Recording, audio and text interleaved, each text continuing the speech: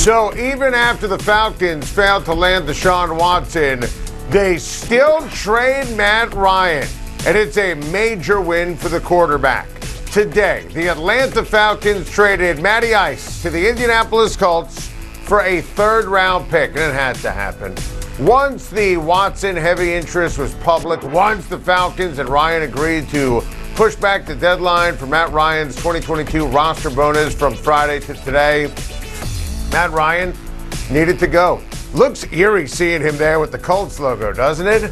Look, I am so happy for Matt Ryan. He's been a leader, great player for the Falcons since they drafted him third overall in 2008. You could make the case that Matt Ryan is not only the best quarterback in franchise history, but the best overall player ever to wear the Atlanta Falcons uniform. I will always argue Matt Ryan's a Hall of Famer. And I will always and forever feel terrible that Matt Ryan and the Falcons didn't win the Super Bowl. It wasn't Matt's fault, obviously.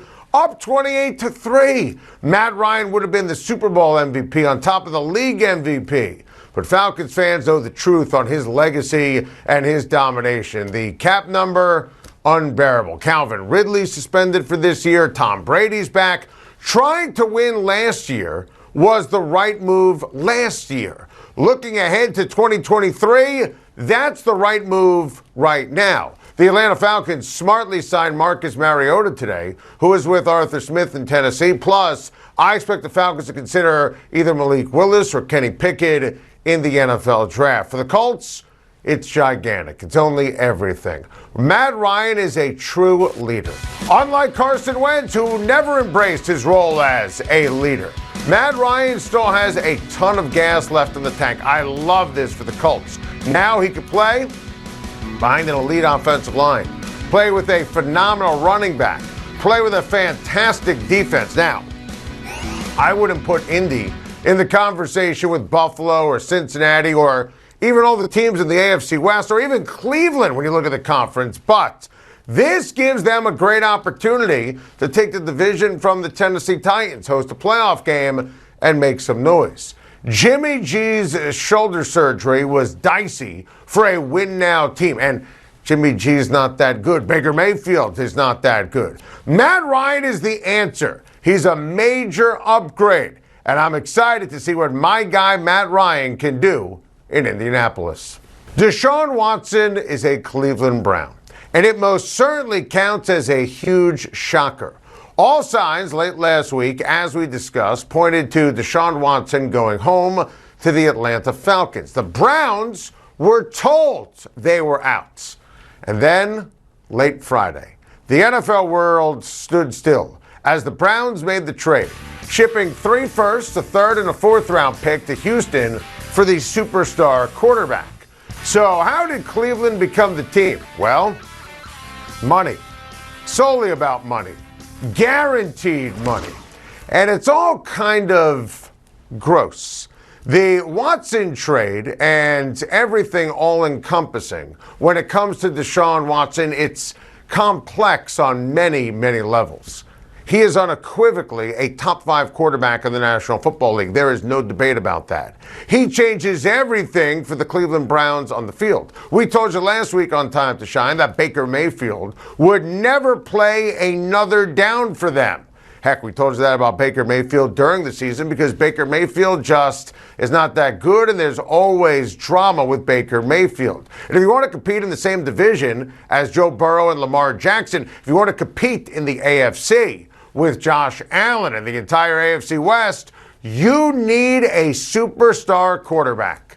So the Cleveland Browns made a football decision.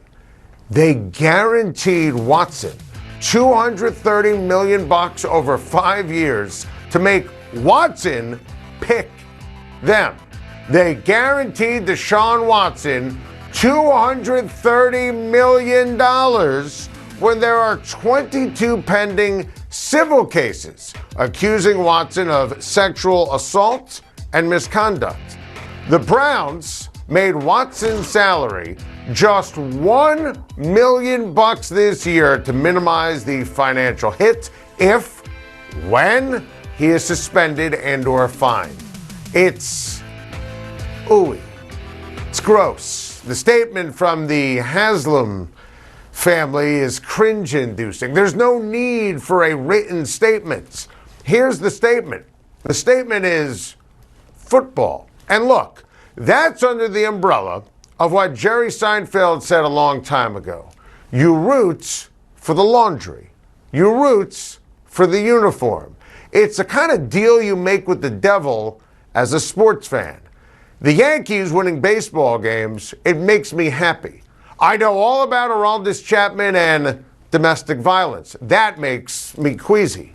Browns fans cheered for Kareem Hunt over these last few years. Look, they understand it. They get it. It doesn't make it right in any way, shape, or form.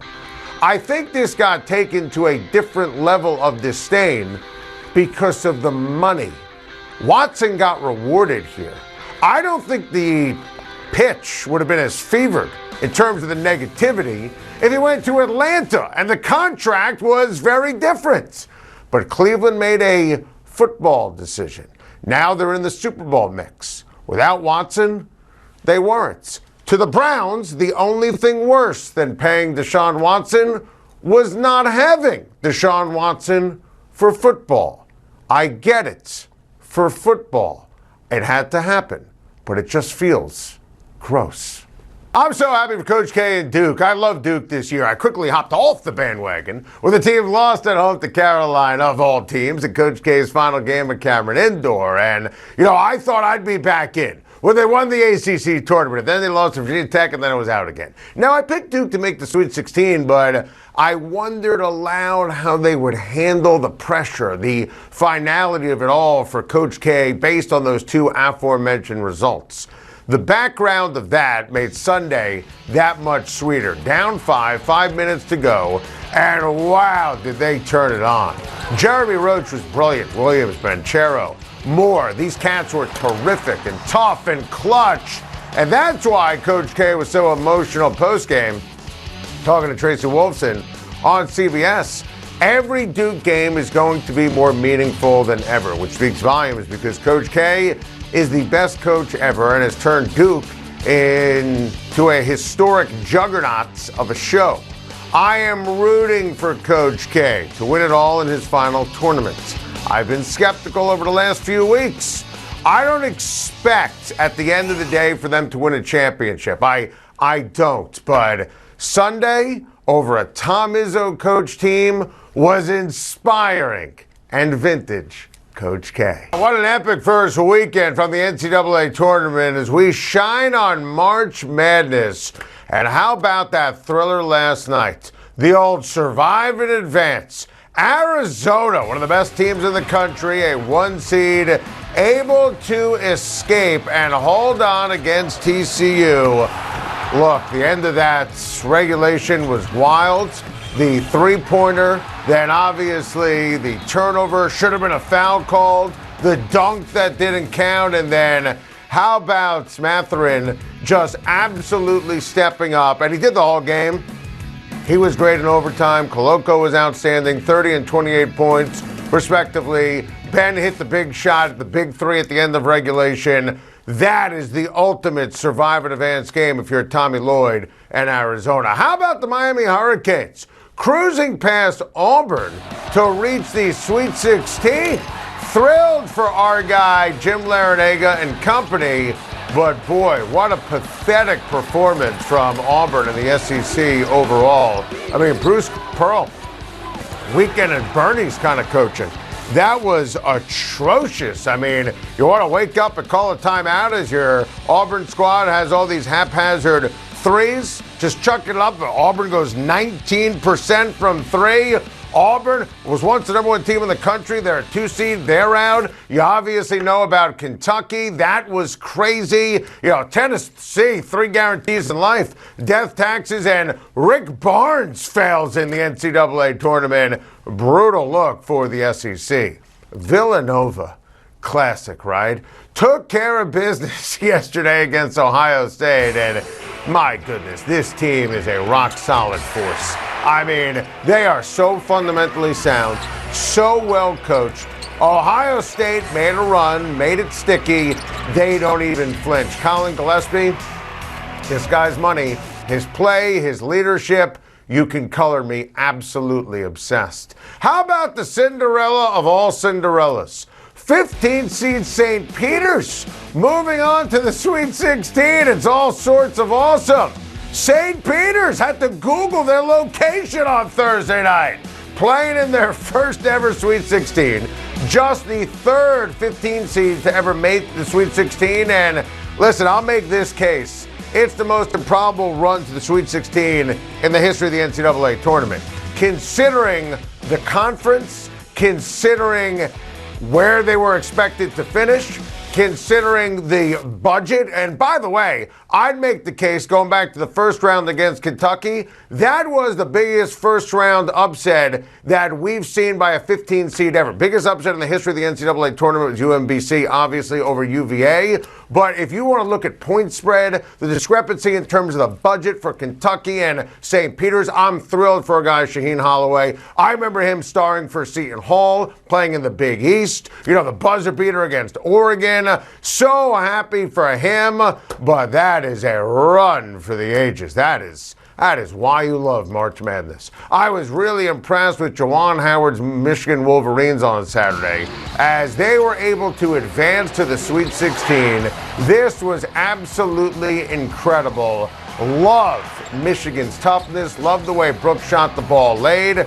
Really impressed with what the Wolverines brought to the table when it mattered the most. Hey, won't find Wisconsin in the old Sweet 16. Phenomenal job here by the Michigan Wolverines and Juwan Howard. My pick to win it all barely survived on Saturday, but my guy Drew Timme answered the call for Gonzaga's second half against Memphis. This was an all-time performance. I was thinking of growing a mustache for time to shine. Look at Drew Timme. 21 points in the second half. This was, and I was obsessed with all the games, all the action. This was my favorite game of the weekend. Memphis was up by 10 at halftime, 12 early in the second half. Memphis has a ton of talent. This was high-level basketball to the nth degree, and the way Drew Timme just wouldn't let his team lose, I'm telling you right now, Gonzaga is winning a championship. Thank you for watching. Please like and subscribe, and don't forget to hit the bell for more videos.